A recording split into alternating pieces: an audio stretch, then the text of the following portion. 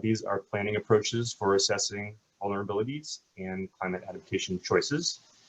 This is a program that is administered by and largely run by CIRCA.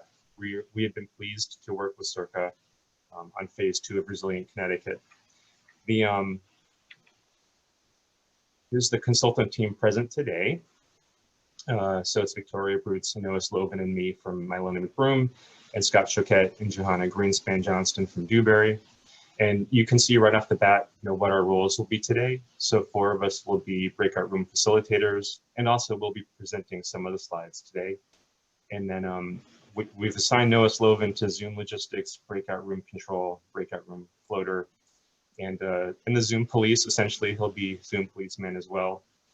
So if there's any challenges, I would say reach out to Noah in the chat. If you are having a problem with connection or sound or audio or something, to start with him, and then if the problem needs more of us to solve, we can do that.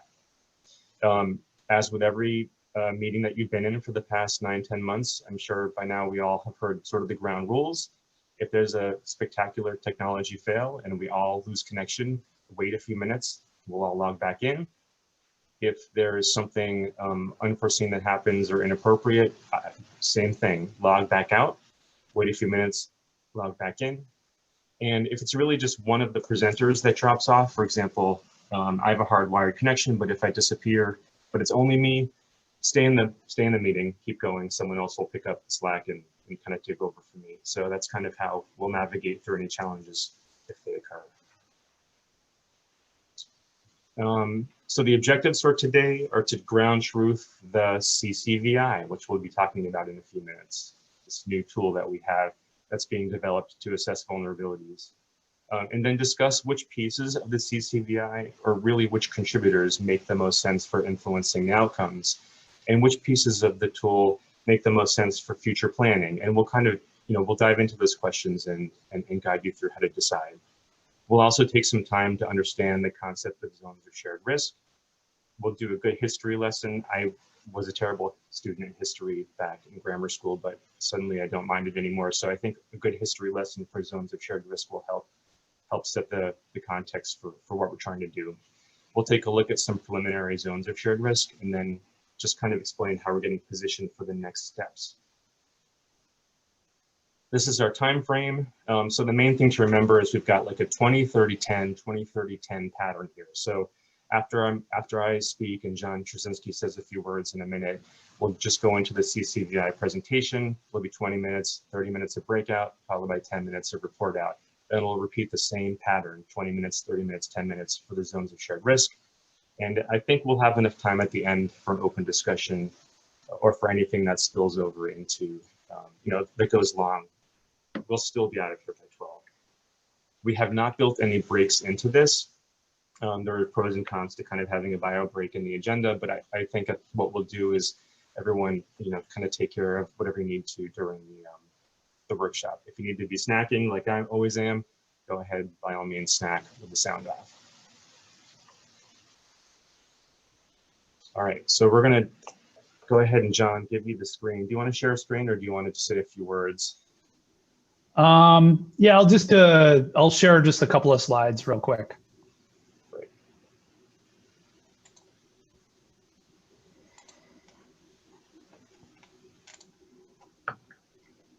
Okay, so this is our website. Here we go. All right, so thanks, Dave. My name is John Truscinski. I'm the Director of Resilience Planning at CIRCA, which is the Connecticut Institute for Resilience and Climate Adaptation. This workshop today is the first in a series of workshops as part of Resilient Connecticut. So for those who maybe aren't familiar with it, Resilient Connecticut was developed through a grant to the state of Connecticut by HUD. HUD had this National Disaster Resilience Competition back in 2014, 2015, following Sandy. Connecticut was successful at getting one of the grants through the NDRC program.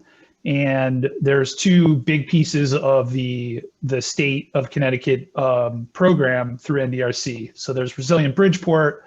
That's a pilot project or a series of pilot projects, actual construction and implementation in the south end of Bridgeport.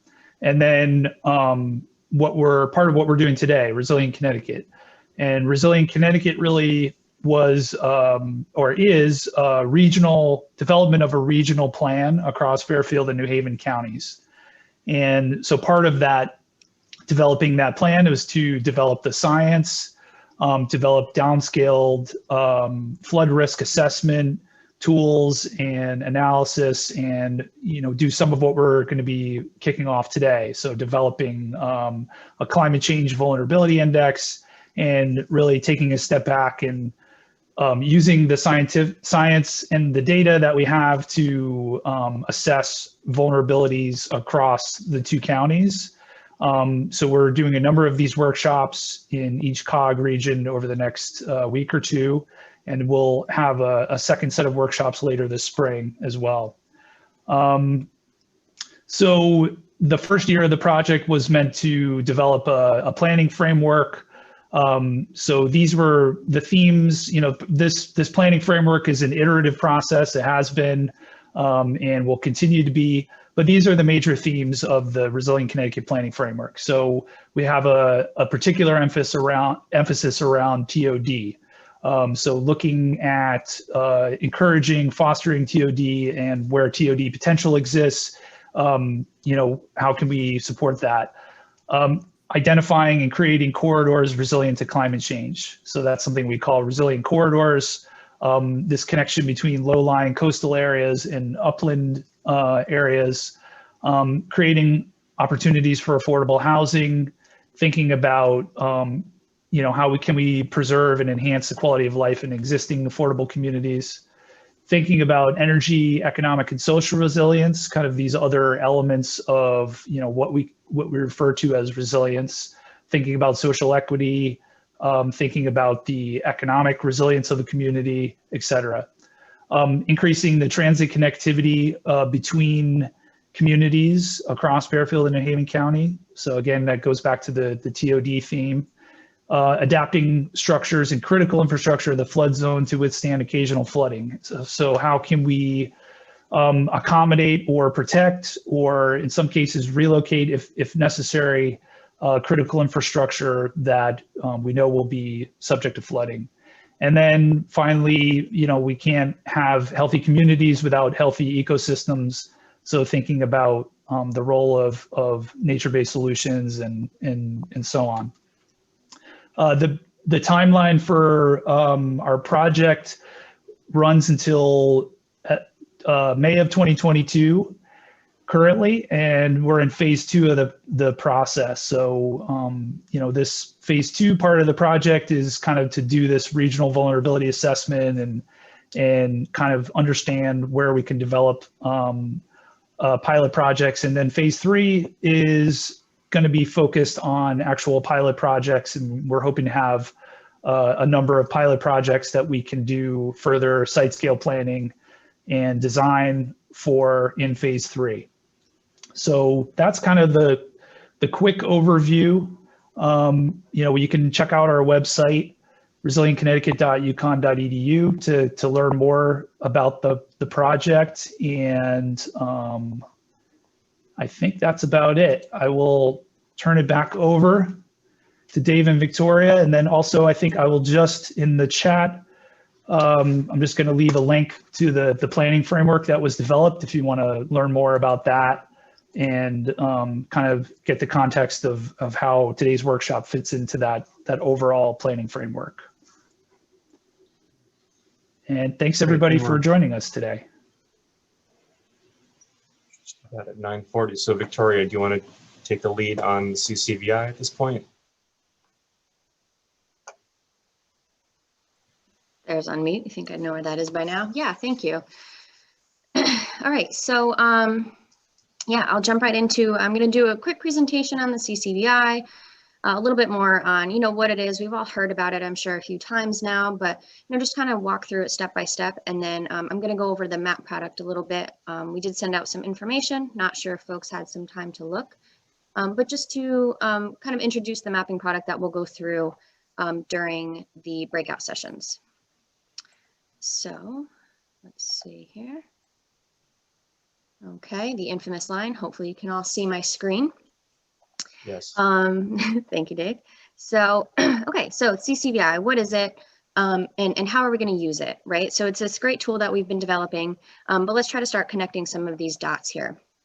So to let you all know that the CCVI wasn't something that just kind of came out of thin air and we started introducing at the COG meetings a few months ago. It's being developed as using the CVI, so the Coastal Vulnerability Index that CIRCA has developed. So we're basing the CCVI on that. So a lot of similarities, but also some differences, right? We're expanding this tool. So the similarities between the CCVI and the CVI, we're using the built, social, ecological, climate, and the physical contributors, all of those, those factors, those data layers. We're using the same gridded, it's a 10-acre cell that we're using to convey and display all of this data and all of these numbers. We're using the same equation, so we're looking at sensitivity and exposure and adaptive capacity. And then a lot of the same data we're using, but we're also expanding on a lot of that data. We're moving this entire analysis inland to incorporate riverine communities. We're including heat and wind into this analysis.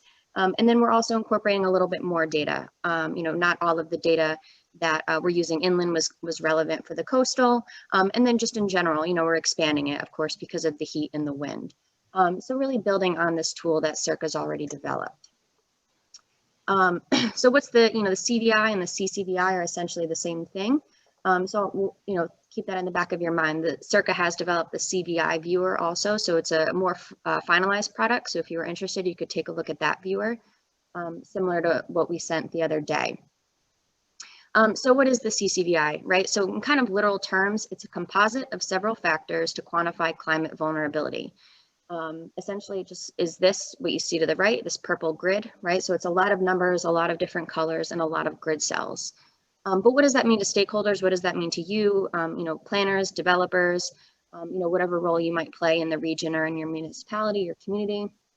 It's a planning tool, that you can eventually use to identify the vulnerability drivers.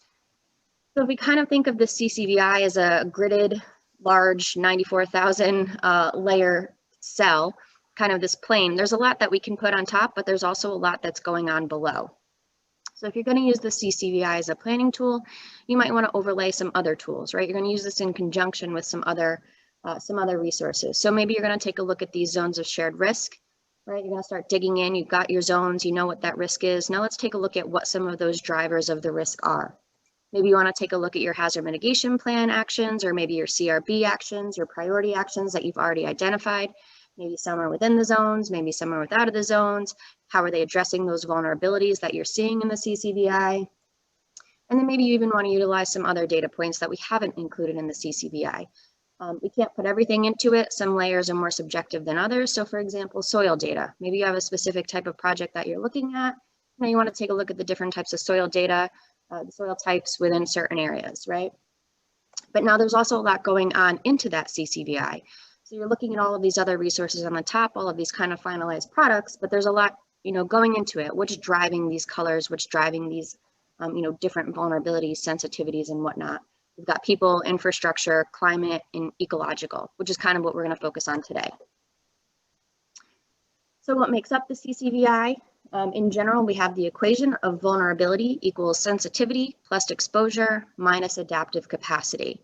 But it's important to remember that going into each of these three, contributors, each of these three components, rather, sensitivity, exposure, and adaptive capacity, there's several layers, several data points, several contributors playing into this sensitivity, exposure, and adaptive capacity, kind of driving these final scores.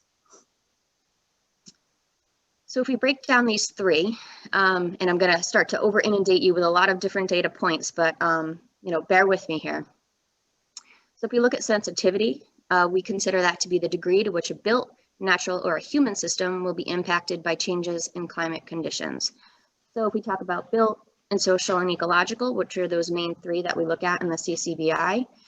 Taking a look at these system components, how are they going to be impacted? And, we rank everything to the degree of what they can be impacted.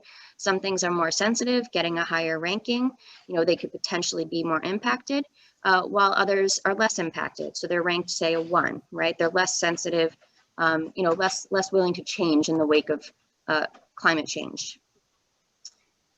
So we're going to start with a poll, and Noah can launch that in just a second. So if we take a look at all of these are the contributors that we've included in just the sensitivity component.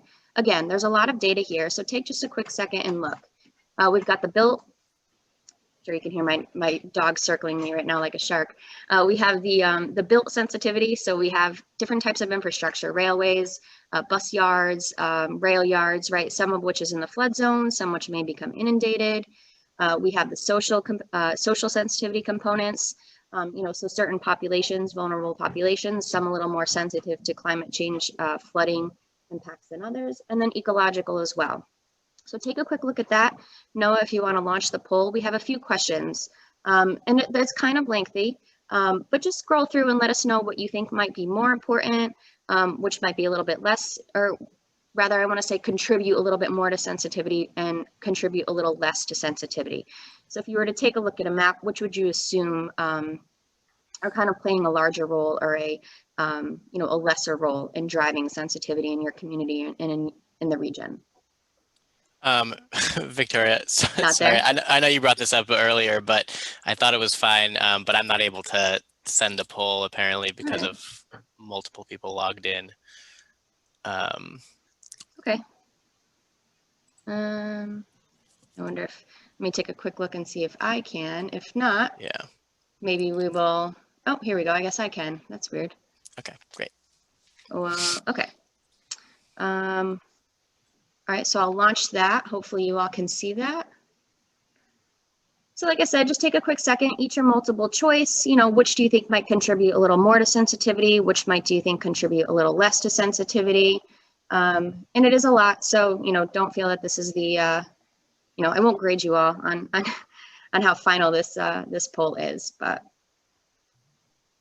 And we know that we're asking you before we dive into the tool, and that's by design. So we haven't forgotten to show you anything. We kind of wanted to get opinions beforehand. Thank We're you. being tricky.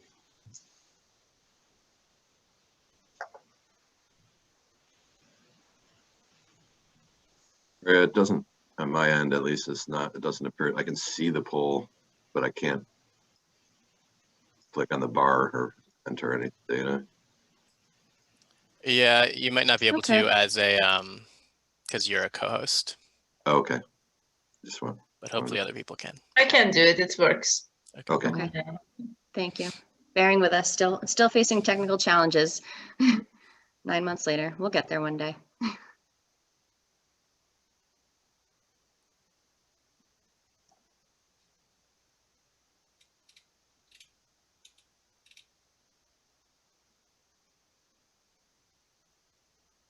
I'll just give folks a minute or two. I know it's a longer one.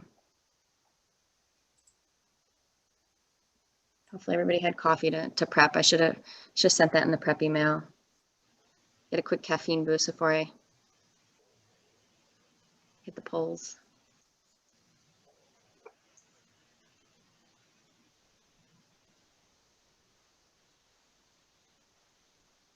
Okay. Most everybody's getting there.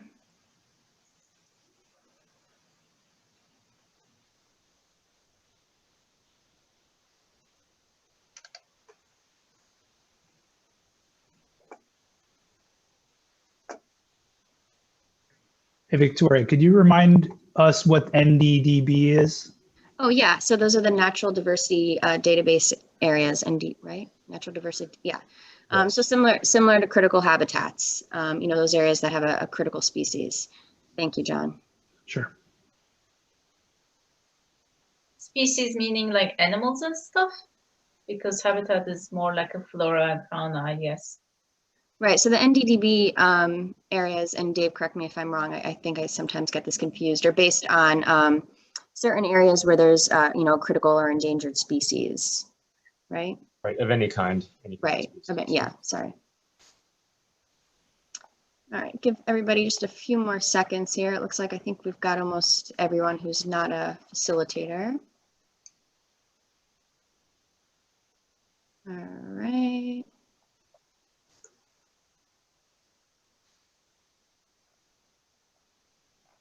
$13. All right, that's probably, let's see. Okay, let's show these. All right, so share those results quick. We'll take a quick look. So it looks like most folks think building density, critical facilities, roadways, septic systems. Those seem to be the top contributors. What we think, least bus yards, rail yards, okay. Contributing more for social, taking a look at lack of vehicle, disability, population density, and then the ages. Contributing less, average number per household, lack of vehicle, population density. All right, education seems to be the top. Contributing more, we've got land cover, and then contributing least, we've got NDDB. Okay, a few folks think something's missing, so good. Let's keep that in the back of your minds for the breakouts. Great. Okay, so I'll introduce the next one. Let's see here. So we've got exposure. So similar to sensitivity, we're taking a look at the degree of stress, but this is a little bit of a different angle here. So the degree of stress that a particular asset is going through with climate variability. So taking a look at the change, in the frequency of events. So you can think of this, this component is more of, kind of, I'm going to say weather related, but that's in kind of air quotes, because when you see the factors, the contributors, you'll understand. So taking a look at, to what degree, some of these physical components and, climate change itself, right? How it's kind of impacting these sensitive contributors that you just looked at, right? So we're looking at these climate and these physical exposure components. So we have our flood zones, sea level rise projections, storm surge, tidal range, and then also to the degree of the physical exposure for some areas. So took a look at DEMs. We tried to find pooling areas, whether it was in urban or rural areas, erosion susceptibility, impervious surface density, and then we've got shoreline change, and then some soil drainage properties, which would also relate to pooling as well. So I'll throw up another poll, similar to the one that you just took. Again, which do you think might contribute more, which might contribute less? A few less contributors here, so maybe not quite as daunting as sensitivity. So this shouldn't take quite as long. And again, are we missing anything? That option's there as well. So if we are, jot that down, keep that in the back of your mind, and let us know during the breakouts. And we do understand that the NVCOG towns are not struggling with sea level rise like the shoreline towns. To make the tool consistent, that's obviously a layer that is utilized. And one thing that's important to note is that it doesn't having no data point in that layer doesn't skew all the results for NVCOG. It is still something that you can basically zero it out, normalize it so it doesn't affect the the results for a city like Waterbury. Thank you. This is why I have to keep notes. I always forget to take notes of the main points I want to hit, and I never do. And that's why I've got Dave.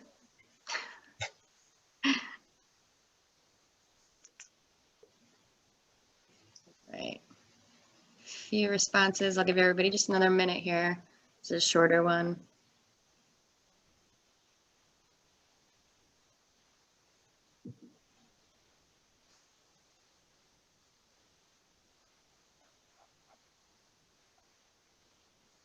All right, 8, 9, 10. Another few seconds.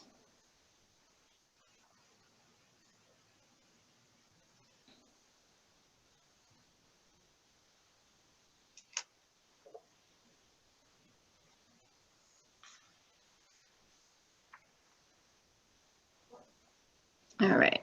All right, let's take a look at this one. So which of the climate might contribute more? So it looks like we've got flood zones and storm surge kind of coming in at the top, which contribute less. Tidal range seems to be the clear winner. More for physical, we've got impervious surface density coming in at number 1 with some soil drainage properties. And then less, we've got pooling areas and shoreline change rate. So, okay. Thank you. Got some good results there. And then the last component we have is adaptive capacity, right? So sensitivity and exposure kind of look at, you know, kind of those negative aspects of climate change, what's going to be impacted, what's going to change. But we can't forget, you know, all of these infrastructural and system components that, you know, help us rebound and help us cope, right? So adaptive capacity is the ability of a system to adjust to changes, manage damages, take advantage of opportunities, and cope with these consequences. So similar to sensitivity, we have built and social and ecological. So again, taking a look at those, you know, what are some of the built components, contributors, and the social and the ecological contributors. So I'll put the poll up, and while I put that up, I'll explain a couple of these built as well. So let's see, adaptive capacity. All right, so I launched that poll. You know, so for example, in the built, we have regulatory programs, so that might include programs such as the CRS. Right, so these are programs that aren't directly related to adaptive capacity, but they kind of bolster a community's ability to, you know, implement certain regulatory programs or, you know, certain standards to help improve adaptive capacity. Riverine and coastal structures, right, so flood protection, taking a look at the distances to facilities that help with adaptive capacity or help with, you know, event recovery. Let's see, flood policies enforced. Hold on. We took a look at how many policies are enforced in comparison to how many buildings are in the flood zone. Communication systems. So for example, whether you're on a state system or if a municipality doesn't have any sort of emergency system. And then I think, right, and then open space and flood zones. So taking a look at how much open space a community has in their flood zones. So I'll give you all a minute for that poll.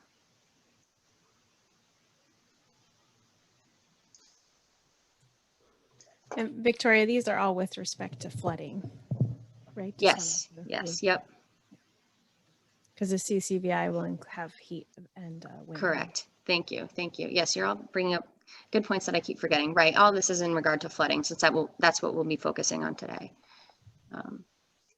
Thanks, Joanna. Teamwork makes the dream work. Right. Especially when I have a giant yellow lab yelling at me in the background. So.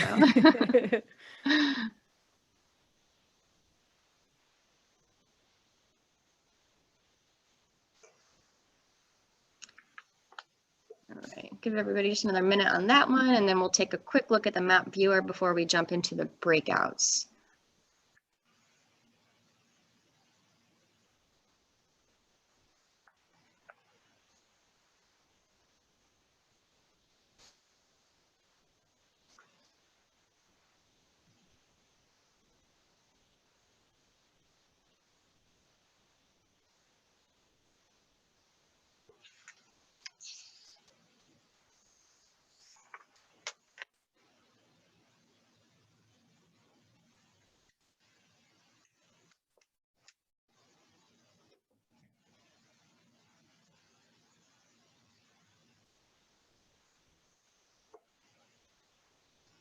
All right, just another few seconds here.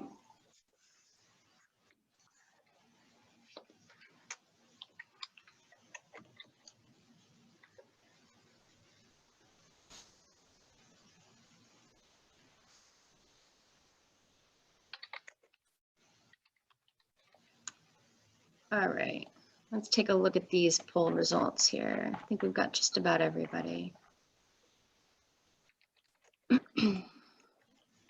All right, so which do you think contribute more? So it looks like it's a pretty even spread across the board with sewer service areas contributing the most potentially. The least, we're looking at coastal structures.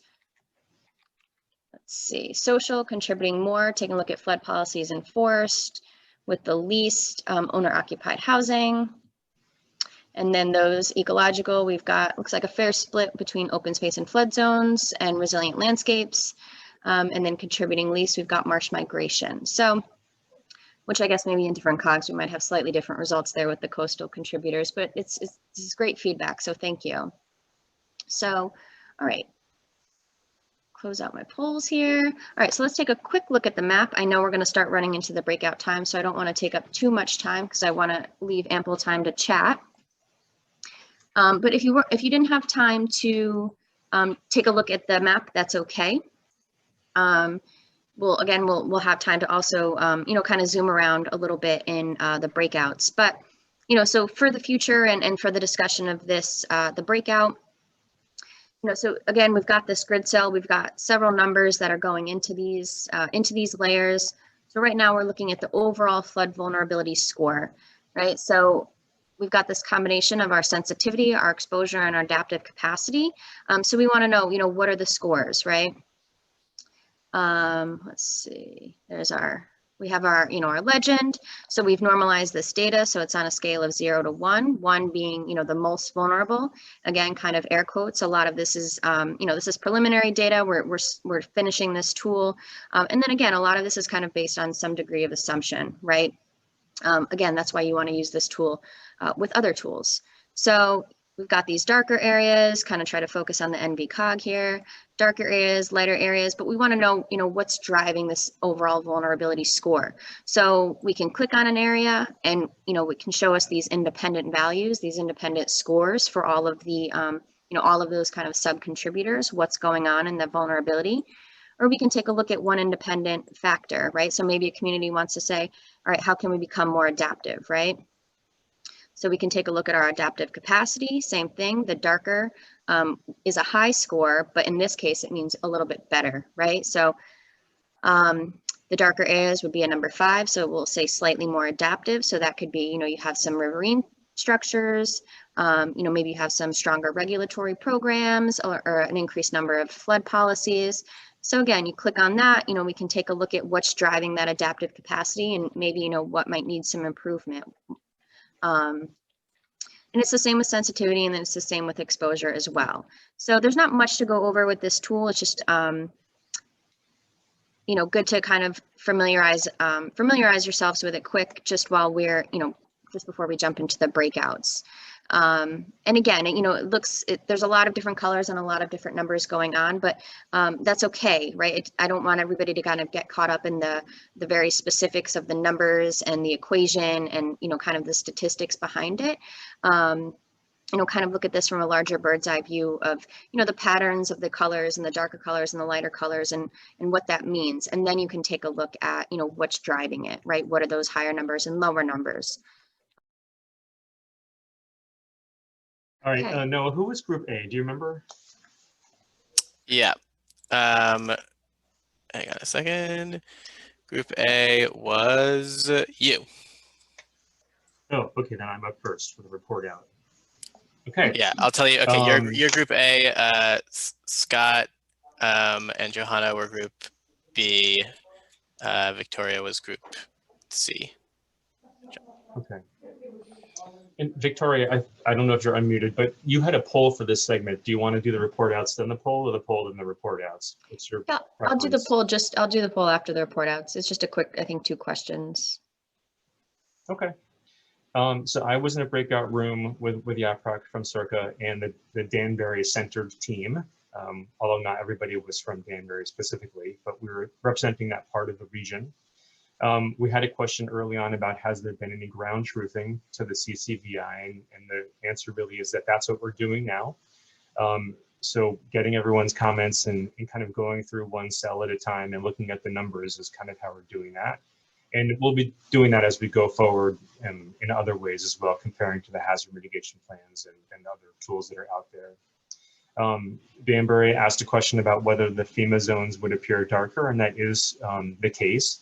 And then, so for example, the 100-year zone would present a darker color than 500-year flood zone in the way that the computations are done. We did look at a couple cells just to kind of convince ourselves that was working. And we looked at cells that were not in flood zones that were different colors, and to understand how exposure can change based on whether water can pool, like during flash flooding, from impervious surfaces. We had a comment about the census data and what date it was based on. So obviously it's not the 2020 data. And if there's a way to incorporate that going forward, that's something that could be done. But right now it's the 2010 plus the updates that are available from the Census Bureau that goes into the tool. And then we kind of talked a little bit about just like how the tool would be used in general for planning. Some of the communities in the region are doing some planning at this time. Danbury is updating its POCD, for example, and Danbury also is looking at becoming a storm-ready community. And so the final question was, how could this help a community that's looking into being storm-ready? And we thought it was, again, more as a planning tool and to getting ducks in a row up front. You wouldn't necessarily turn the tool on and try to use it during a storm event. Okay, Group B.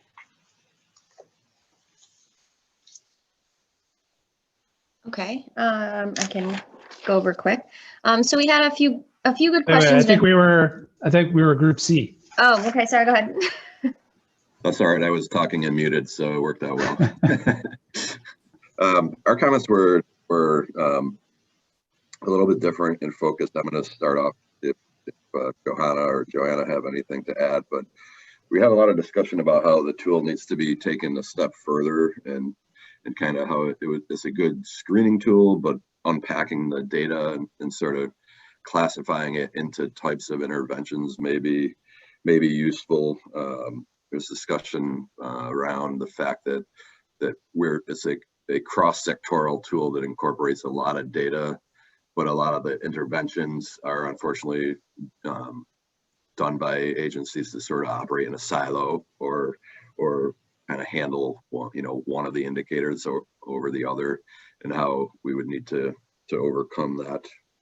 There was we talked a little bit about how this would compare to the Executive Order 3 in the statewide vulnerability assessment, and how it may be used as one tool in the toolkit to assist with that in different ways.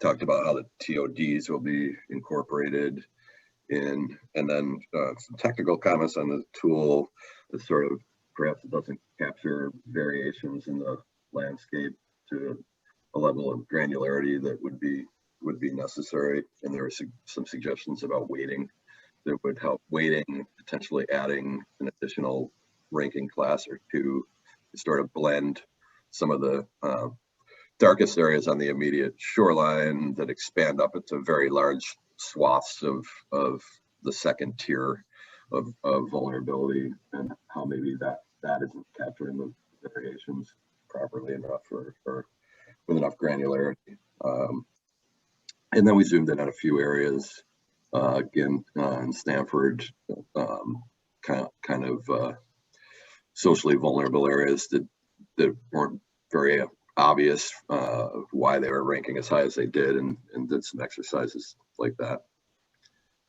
Johanna or Joanna, anything to add? Nope, I think that was a pretty good summary. Okay. All right, Group C, do you want to go, Victoria, or do you want me to do it? You can if you'd like. Go ahead. All right, so let's see, we ended up kind of zooming in on the Norwalk area, the south end of Norwalk in particular, and kind of using that as a way to dive into some of the data layers and see what they indicated. There was a few off the bat kind of aesthetic or technical comments. One, the offshore areas were included in the index, and so it made it look like the whole south end of Norwalk was really purple, but so there was a suggestion that we clip those offshore areas out as a visual comment. And then the scale of the data 1 through 5, there was a comment that it was, we needed to make that more clear, kind of what the scale, like what does a 1 mean versus a 5.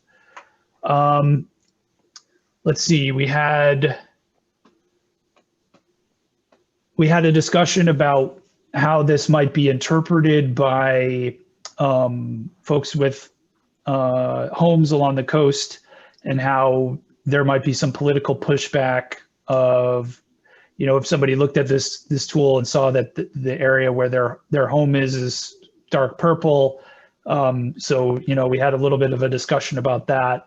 We also had a discussion about how the social vulnerability, including the social vulnerability into this type of tool, could be used for both positively, but then we also had an interesting discussion about how it could be used negatively.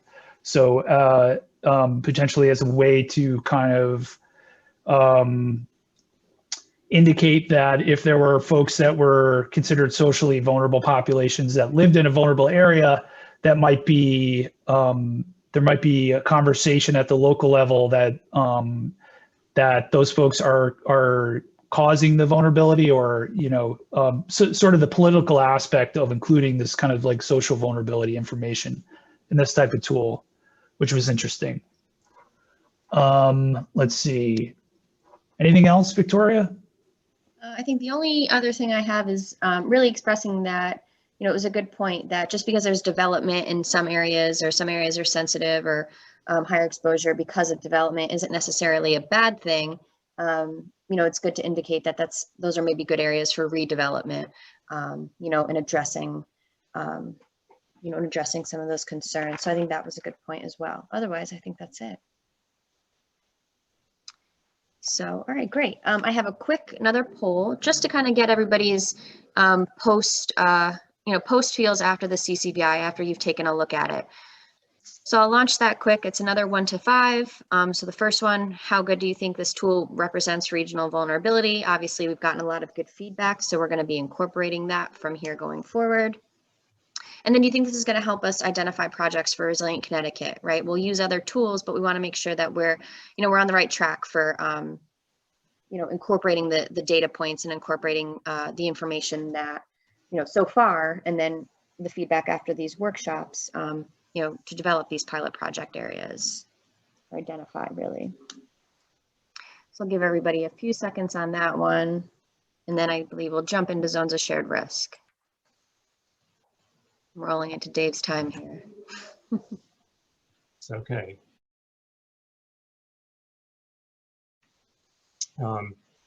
So zones of shared risk, it's a planning approach for climate adaptation. There's a lot of history, more so than we think, when it comes to zones of shared risk. This is a slide that John already gave us in the beginning, so I'm going to really breeze past it. But zones of shared risk is a fundamental concept in the whole Resilient Connecticut framework. So the planning approach is to connect those zones of shared risk with resilience corridors to make us more resilient. Okay, so understanding how to draw and where the zones of shared risk are will be important to become more resilient. So some of the definitions that you can find on CIRCA's website, regions that face common challenges, either already or because of climate change. And so we oftentimes think of a flood zone as it could be a zone of shared risk. But is it a zone of shared risk if no one lives there? So we're going to explore that a little bit in the next 2 minutes. So the zone of shared risk could include the houses, the people, the land, infrastructure, et cetera, that kind of contribute to the sense of place. And then the resilience corridors would be linking the zones of shared risk and other areas to become more resilient. And again, these are phrases that John used earlier this morning. One thing about zones of shared risk, which is interesting, is there's kind of 4 different types, and they were identified way back 8-9 years ago when the town of Guilford conducted the state's first community coastal resilience plan. And the 4 different kinds of zones of shared risk that were identified in Guilford, and that kind of makes sense to other parts of the state. I'll go through them. So the location zone of shared risk is kind of what it sounds like. By virtue of being located in a flood zone, you are a zone of shared risk. Remember, this is a coastal planning tool, so it won't be, the definitions won't be directly applicable to other parts of the WestCOG region, but we've changed them to be applicable, and I'll show you how as we step through this. The access zones of shared risk are a little bit different in that a person or a building might not be in a flood zone or directly in an area of risk, but maybe they're cut off because their road can be flooded or cut off when the event occurs. And there's 2 other types of zones of shared risk that were identified. The proximity zone of shared risk, that one sounds almost like the location zone of shared risk, except instead of being right in the flood zone or right in the area of risk, you're kind of offset from it slightly. So the hazard could occur and you might not be directly affected, but you may be somewhat affected anyway if your neighbors are. And over time, you might experience more of the risk. And then the natural protection zones of shared risk. So these are areas that can buffer us from hazards. So maybe open space that's in the floodplain, for example. Does it have a risk of its own? Well, maybe there's an ecological risk that will occur as climate changes. And so we need to look at these areas and protect them so they can continue to provide that function. So again, 4 different kinds were recognized: access, location, proximity, natural protection. And this is kind of what that looked like in Guilford. This is a map of the Guilford shoreline. So you can see Satcham's Head, which is the SH at the bottom of the graphic, the grayish brown color. That's an access type risk. So people that live in Satcham's Head aren't necessarily flooded. Their houses may be high above the flood elevation, but in order to get out of that neighborhood, they have to pass through a flood zone. Whereas if you look over at the SV on the right-hand side of the graphic, Sound View, that's an industrial park, and a commercial industrial park in Guilford, which is flooded very frequently by the tidal creek running through it. So it experiences direct flooding as well as having some access constraints. So lessons that were learned from the Guilford Plan and taken forward to CIRCA. I remember this is before CIRCA existed, a couple of years, but the spatial scale of zones of shared risk is conducive to planning. Zones of shared risk also kind of gives us a systems definition that helps us understand kind of how to use it. And it implies that there's some sort of social institutions or community acknowledgement or recognition of that zone of shared risk and some ability to do some planning and become resilient because of that. If you go to CIRCA's website, which is just the screenshot on the left, you can see a lot of work that's been done in the past couple of years on zones of shared risk prior to our involvement as a consultant. This is a map of the New Haven potential zones of shared risk that was produced by UConn, by Peter Minuti's group at UConn. And you can see that they're largely aligned with flood zones. In some cases, they kind of span higher land in between. If you go down to like the Morris Creek part, southeastern part of New Haven, you can see that there's a gap there, but there's kind of a greater drawing of a boundary because they share some commonalities. And then you can also see the work that was done. I think Milford was another community where zones of shared risk were drawn. I think what's great about this graphic is that you don't have to necessarily have the line exactly going through one side of a property or another. It can be enough to kind of have a fuzzy line and show that an area has kind of a shared risk. And so this is Milford Point, Wildermer Beach, et cetera, Walnut Beach in southwestern Milford. If you think back to earlier in 2020, there was a presentation that some of us saw about zones of shared risk. I just grabbed a couple slides from that. And it's really kind of was a state of the approach slide deck, if you will. Alex Felsen from CIRCA provided this update. The lower right hand are some images from Bridgeport, for example, where zones of shared risk can be drawn along the Quantic River. So the presentation kind of gave us a good, concise summary, and it really teed up the work that we're doing now, which is why I wanted to acknowledge it. This is an example from the presentation, which is really a good one to look at before we dive into the viewer tool in the WestCOG region, even though this is not from WestCOG. So this is Guilford and Madison, Circle Beach Road and Neck Road. So what would you do here? You've got direct flood risks to these properties, but you've also got some access risks. And what Alex Felsen said is you'd really want to kind of have a nested or a subzone of shared risk here, where the people that are further out are recognized for their risk a little bit differently than the people that are closer in to mainland Madison. And there was additional, in the presentation from this past summer, kind of what you can do with zones of shared risk, how they work, how you can use them for design and for planning.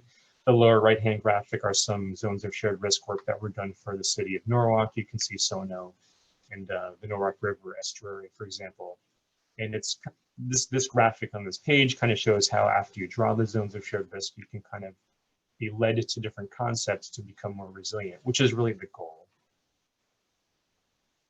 So, kind of putting it all together, what we wanted to do was be consistent with the work already done by Yale, by UConn, and by CIRCA. we weren't going to reinvent the wheel, but it was our job to draw zones of shared risk for the whole WestCOG region, which is many more towns.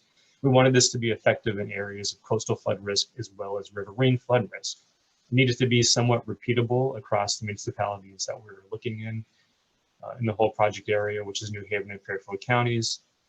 We wanted to make sure we drew zones of shared risk that were somewhat blind to the social vulnerabilities that we just looked at as part of the CCVI, right? So one of the layers we looked at about half an hour ago, the darker colors showed us some of the higher social vulnerabilities, but we want to draw the zones of shared risk a little bit independent of that so that later on we can kind of put them together and decide how to address challenges.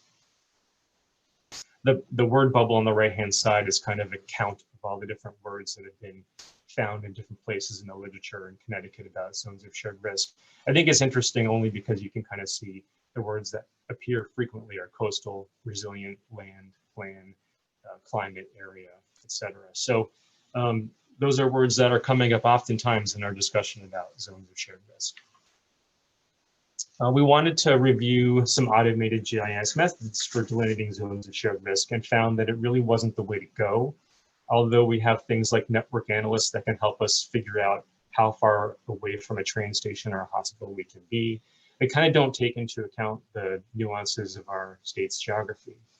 So we knew that the zones of shared risk approach had to continue to be guided through user knowledge and stakeholder engagement. And so the user knowledge is what we bring to it, working with CIRCA and looking at things like hazard mitigation plans.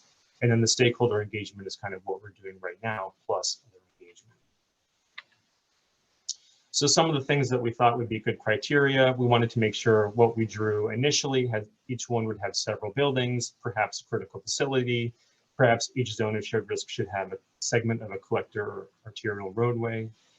It'd be good to know if there was a shared shelter or a lack of a shelter in a zone of shared risk. So maybe you have one zone of shared risk centered on a shelter and then one that's a few miles away that doesn't have a shelter at all. So there are different kinds of risk levels, but they're each a separate zone of shared risk. Heating, cooling centers, those are really big right now. We've been trying to develop those over the past 5 years. All of you have been. Shared medical facilities or a lack of medical facilities. Power redundancies, power transmission, microgrids, no microgrids, generators, no generators. These are all things that contribute to whether or not we draw a zone of shared risk. History or frequent outages, which is kind of a harder thing to get at. And then shared water or sewer utilities, or maybe the lack of those things, private wells and septic systems, are what makes something a zone of shared risk. We also wanted to draw zones of shared risk that got at the heat and wind risks associated with climate change and being kind of exacerbated by climate change. For the time being, we're using the Yale viewer tool for heat. This is a glimpse of the Stamford area. You can see Chopin Point at the bottom of the graphic, and then downtown Stamford is under the red. And this tool shows heat risk in Greenwich, Stamford, Norwalk, Bridgeport, New Haven, Wallingford, Meriden, Waterbury, Danbury, more than the other towns in the 2 counties. And again, it's really kind of a reflection of imperviousness and lack of reflectivity and kind of the ability for areas to heat up. We also wanted to look at wind zones of shared risk, which is perhaps the hardest one of all. And to do this, we looked in the hazard mitigation plans, the existing hazard mitigation plans for all the towns in the WestCOG region, to see what statements were made, if any, about increased areas of wind risk. And you can see right there, no secrets right on the page. Most of the towns did not report any specific areas of wind risk.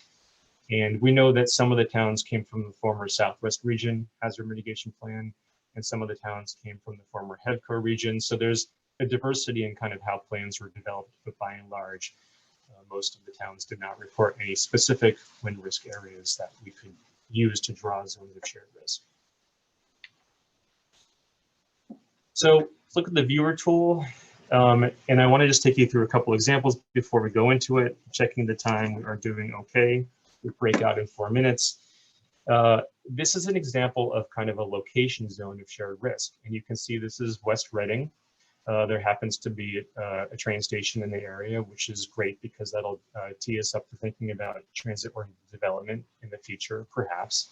And this is also a flood zone, Claggertuck River. So you can see the blue colors, the 2 blue colors, different flood risks. the railroad line right there through the middle.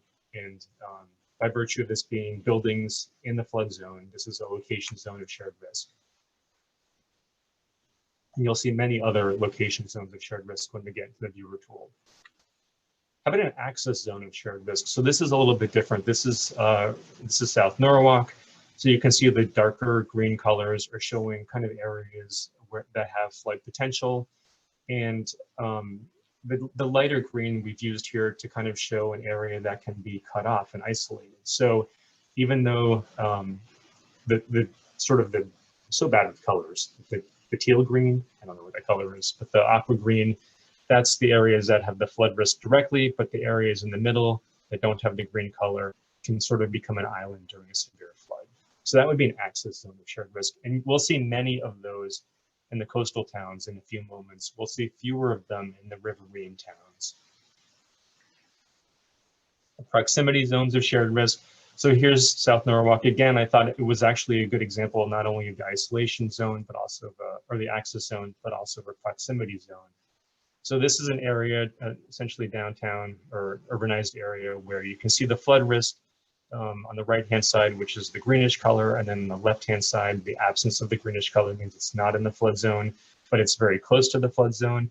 You would kind of expect to see proximity zones of shared risk in a lot of those maps that we're accustomed to seeing in New York City and Boston, buildings that are very close to the flood risk and over time will have increasing risk.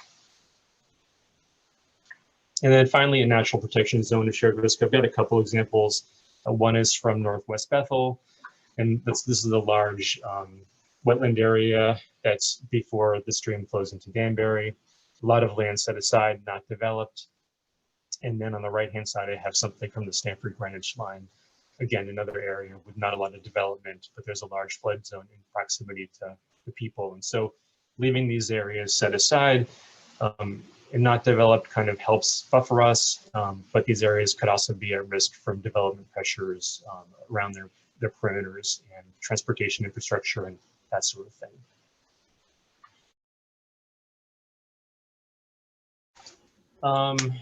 So we could do a quick report out. I will start because I think I continue to be Group A. So this is the Danbury, Ridgefield, Centered Group, Brookfield, etc. We covered a couple different kinds of topics. One of the topics we covered was brooks that aren't currently in a zone of shared risk because they don't have a mapped flood zone. Should we include them? And the answer was probably. We should look at those more carefully and look for kind of a profile of risk that would lend that area to being a zone of shared risk. We talked a little bit about joining up separate zones of shared risk versus keeping them separate, and the pros and cons of doing that, and in some cases thought we should join some of them together. We had questions about how does critical infrastructure fall into zones of shared risk, like wastewater treatment plants or other critical infrastructure, and the discussion is that it definitely matters. We want to make sure that we're capturing those in zones of shared risk. And even though we understand that some pieces of infrastructure can't be moved by virtue of being in a zone of shared risk, there may be some looking forward, we could cite it better. For example, a fire station that's being built, a new fire station, we could use this tool to kind of think about that. We also talked about briefly just whether or not this tool could be helpful for regulations revisions, although we did not elaborate on that point. We had questions about what the different data layers were. We went down and looked at Branchville, and we looked at Brookfield, which is interesting because there is not, as of yet, a TOD potential in Brookfield. The rail does not extend to Brookfield, but may in the future go through it to New Milford. And so I kind of posed the question, how would this tool be used for an area that is not yet able to receive TOD type incentives? And Matt had a good comment, which is that Danbury really is a central service area for surrounding towns when it comes to things like regional services and a hospital. So his concern would be if there's development occurring in an outlying town like Brookfield, how would those people be able to get to Danbury to use the hospital or other shared services? And that really is getting at what this project is about, Resilient Connecticut. It's having those resilient corridors that link different communities. So it's a great offshoot to the discussion. We also talked about kind of Candlewood Lake response, which has come up perennially in hazard mitigation plan discussions. And then finally, because I think I've taken enough time, we had a good discussion about wind zones of shared risk, how to get the wind damage, how to understand kind of spatial variability in different communities, whether we approach Eversource, whether we use wind data, whether we look for kind of surrogate data, outages, different durations within a town. And there's definitely more work to be done there. And so we'll have to do some checking on how to get better definitions, spatial definitions for wind risk areas. Our next group. All right. A lot of our conversations steered back to the CCVI, which is okay because it was great conversation. So I'm just throwing that out there as a heads up. We started off talking about the natural protection zones, how a lot of watershed management planning that's going on might contribute or have some good synergies with the zones drawn around natural protection. Talked a lot or some about shared risk zones and whether they're meant to encompass areas that affect one another. There's a lot of potential value if you use its ID areas that influence one another at a regional level, perhaps more so in the group's opinion than to identify projects at the local level. Look for areas that have interdependencies, regional dependencies. An example was given the water pollution control facility that serves both Darien and Stamford. Differentiate between zones of shared risk with larger regional impact and those with smaller local impacts in some kind of way. Transportation oriented ones, utility oriented. How do we in the identification of those zones reflect the importance of coverage to a small or remote or contained floodplain or flood prone. Talked some about weighting when we went back to the CCVI, looking at things like what share of the tax base does a particular area impact, whether it's on the shared risk or the parameters in the CCVI tool, or the percentage of jobs in a particular zone, and perhaps using some of those things as weighting. Also using impact on equity for weighting of both zones, so shared risk and CCVI inputs, and also the time horizon of projects, keeping that in mind. As we use these tools to identify projects, looking at whether a particular area is going to be conducive to a project to buy 10 or 20 years, as opposed to the year 2100 project life cycle. There's a lot of discussion on weighting. I won't go into all the details, but both how, kind of the beauty of the tool is its versatility, but it's also its potential downfall as well. How folks can, if we allow people to do their own weighting, how it can become skewed in favor of special interest. Another part of the discussion was how that might not necessarily be a bad thing, and it might be a benefit to the tool. So there was a lot of back and forth, and we agreed that some middle ground was needed. Maybe some policy statement by the state when you're using it for certain funding programs, as opposed to other people being able to use it for different planning purposes and have more input to the weighting. I think those are the highlights. Anything else, Johanna or Johanna?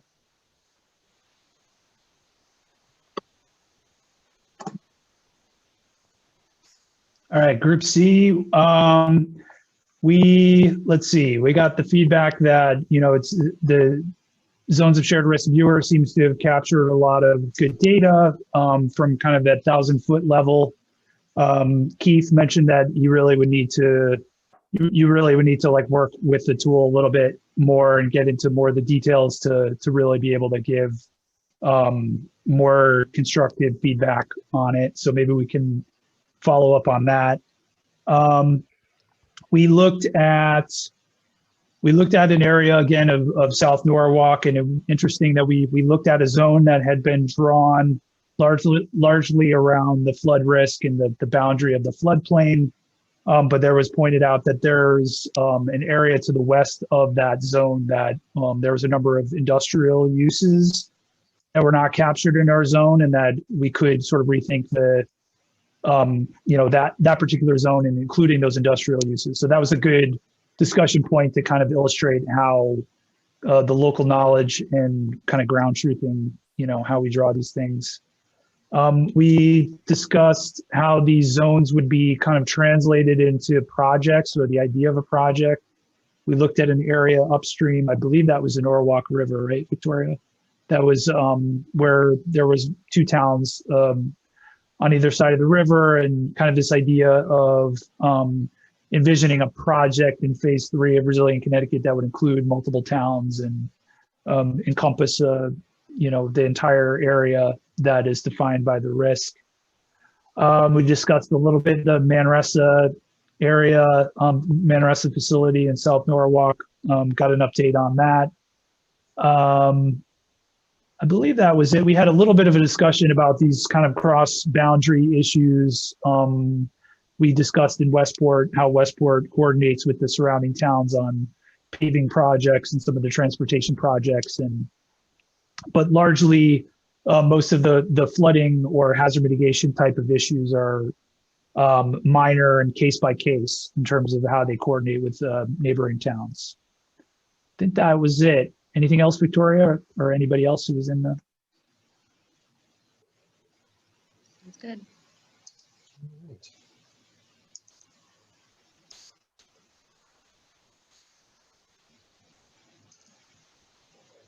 So we are right on schedule, maybe even a minute ahead of time for the open discussion. And Victoria, you had, I think, a couple of poll questions for this segment. But before that, another question or two, yeah. I think what I'll just do this one slide before you jump into the poll. So we've kind of hinted around, what happens next. We've been talking about a lot of different factors that are used for the zones of shared risk and for the CCVI. We've looked at a lot of them in detail today on the viewer tools and in the presentations beforehand. And I think we got a good introduction to how the CCVI is assembled, and taking a lot of those individual factors and running them through the 3 categories of exposure, sensitivity, and adaptive capacity. And we've talked a lot about how that can be used as a planning tool going forward. And I think we've also worked on convincing everybody that the bottom part of this can also happen, which is using the same factors and others to draw zones of shared risk. But really the exciting part is what happens after these workshops, kind of taking the CCVI, combining it with the zones of shared risk to get at those prioritized zones of shared risk and identify challenges and opportunities in resilience projects. So that's kind of all what's going to be happening this spring. We will have additional engagement opportunities kind of going forward, more workshops and more webinars. So stay tuned for that. And I think that's some of what will be happening going forward. If you wanted to, you could pop into the workshop on Friday with SCROG and then the following Monday with MetroCOG, or if you've sort of said your piece and had enough, you're welcome to not join them. Certainly we'll be covering many of the same things that we covered today, but looking at the maps in the context of those communities. And then we'll be incorporating feedback from these workshops into both tools. Why don't you go ahead with the poll, Victoria? Sure. Just a couple questions to get feedback on how folks think they might use the tool, and then kind of how they want to see the Resilient Connecticut project move forward. And the restriction with Zoom is that these aren't all the options. So if you have any ideas or any other feedback, we'd be happy to see that in the chat, or we have time to discuss when Dave is done presenting, or I think we have some other means of feedback as well, like the type form I sent out the other day before. We want to make sure that we're on the right track with the project and determining these pilot project areas. So as much feedback as you can provide is definitely welcomed.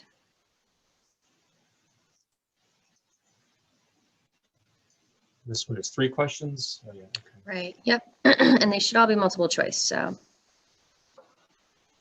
and I'll give everybody just a minute or two.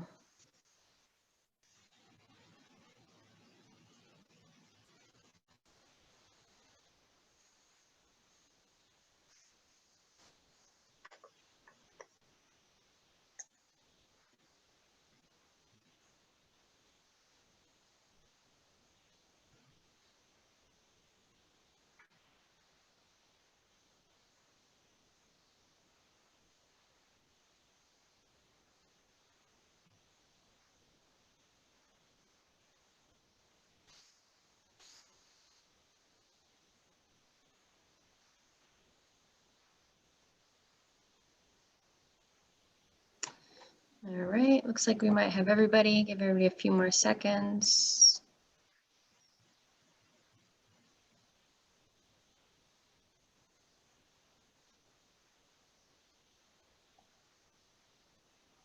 Okay, we'll cap it at 2 minutes. Okay. All right, so it looks like, how do you envision using the CCVI? Most folks say strategic planning and priority setting, although definitely a few other uses. Zones of shared risk for planning, design, and siting, but really across the board for planning, application, community outreach, so that's good. And then how would you like to see Resilient Connecticut moving forward? Narrowing down on concrete projects, so good. I'm glad you're all excited about the next step, the next step of phase 2, and then furthering developing the CCVI, zones of shared risk, and some more engagement. So, all right, great. Stop sharing those, and then I guess we can wrap up. I think I have just one more slide, just reminders about how to provide feedback. So Victoria sent out a survey type tool prior to the workshop that can still be used. Directly contact us. We can provide information, but many of you have been hearing from us and have our email addresses. The consultant team, as well as the CIRCA folks on the call. There will be a story map, which is not quite out, but will be out soon. That'll be an additional tool for keeping yourself updated and providing feedback. We've got ongoing COG board and committee meetings that we've been on. We're kind of on all agendas going forward in perpetuity. There's a couple COG meetings this week, 2 boards, SCROG and MetroCOG, that will be providing updates at those. And we'll have additional workshops, the 2 that I mentioned, towards the end of this week and next week. And then we're planning maybe a webinar on looking more at the heat and wind type risks, because we didn't have as much time today to dive into those. And then, you know, let us know if you'd like to have some sort of information session for you or for the area that you represent. We do have some ability to accommodate that as well. And that, I believe, is it. So open discussion. Final questions, comments?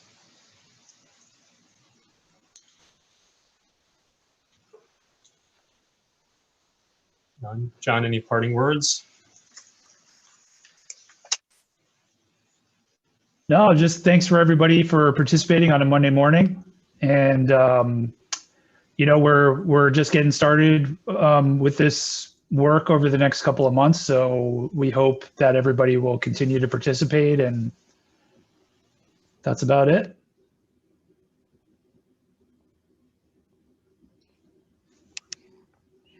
Thank you. Thanks, everyone. Thank you.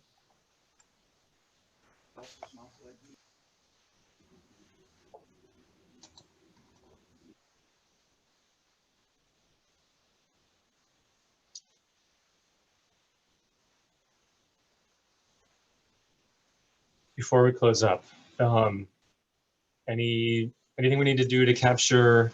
I recorded both rooms. I think they're just going to convert once I close. Yeah, that's what should happen. The polls, anything we need to do, or are they just there forever and on the internet? I'm taking them down right now just in case, but they should save. The report. Yeah, I pulled it the other day for the other Okay. webinar. Did you guys see David Corris says thanks for the great moderators in Group B? I know. Who was Group David? B? That was Scott. Johanna. Oh, good. David Corris is awesome. He's intense. He was like, here are the things wrong with this tool. Which tool? CCVI or? I'm going to stop recording. Well, if he said it, then yeah.